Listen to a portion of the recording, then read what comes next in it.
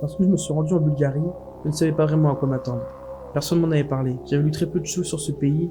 Il devait juste être une passerelle pour me rendre en Turquie. Je suis finalement resté beaucoup plus longtemps, et même si la beauté des paysages m'a impressionné, ce que je retiens de ce pays, c'est la richesse de son histoire. Habituellement, je ne suis pas un fan d'histoire. Je m'enseigne un minimum sur le passé des pays où je vais, mais je préfère me concentrer sur le présent. Avec la Bulgarie, ça a été différent. Où que l'on soit, on trouve un vestige du passé, de l'époque romaine jusqu'à la Seconde Guerre mondiale. Connaissez-vous beaucoup de pays où dans le centre d'une ville vous trouvez un vestige romain, une église orthodoxe, une synagogue, une mosquée? Selon moi, la Bulgarie dispose d'une des histoires les plus intéressantes d'Europe et l'une des plus agréables à visiter. Je ne vais pas vous expliquer l'histoire de ce pays en détail, pour ça vous avez internet. Je vais donc vous expliquer pourquoi faire un voyage en Bulgarie vous plonge forcément dans son histoire. Quand je suis arrivé à Sofia, j'ai été choqué par la quantité de bâtiments historiques et provenant d'époques différentes. J'étais un peu comme un Chinois à Paris, je m'attardais sur chaque bout de pierre édifice différent. Monuments religieux, musées, universités, théâtres, ruines antiques et j'en passe, à Sofia et dans tout le pays, vous serez confronté à une multitude de bâtiments historiques. J'ai traversé le pays d'ouest en est, de Sofia jusqu'à la mer Noire, en passant par les montagnes, et il y avait toujours des vestiges romains, un monastère millénaire et une église démesurée. Les bâtiments ont été conservés et ont su ne pas se faire détruire par les différentes civilisations qui sont passées par là.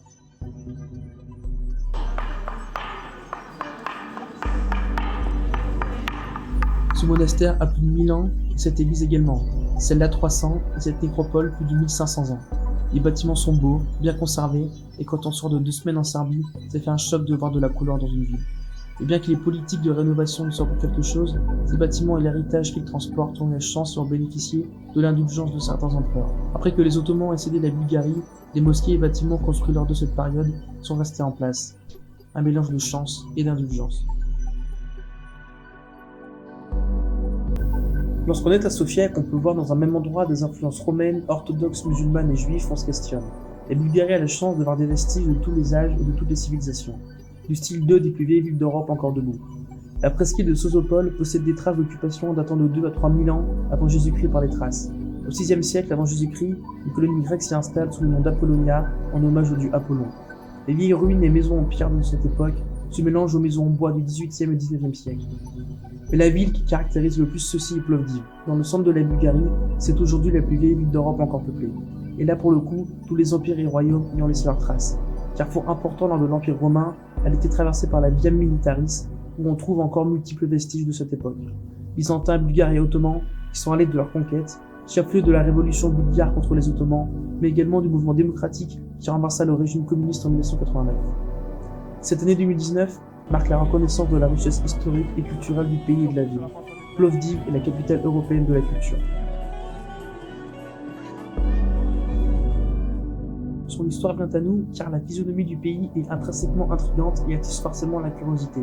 La proximité de toutes ces sociétés et religions dans un même pays interroge et fascine. Au niveau de l'architecture, le mélange est incroyable, mais aussi au niveau de la quantité. Ce qui impressionne ici, c'est la constance des informations historiques de l'ère romaine jusqu'à nos jours. Beaucoup de sociétés ont des trous dans leur histoire, ce qui a parfois donné lieu à des recompositions étranges.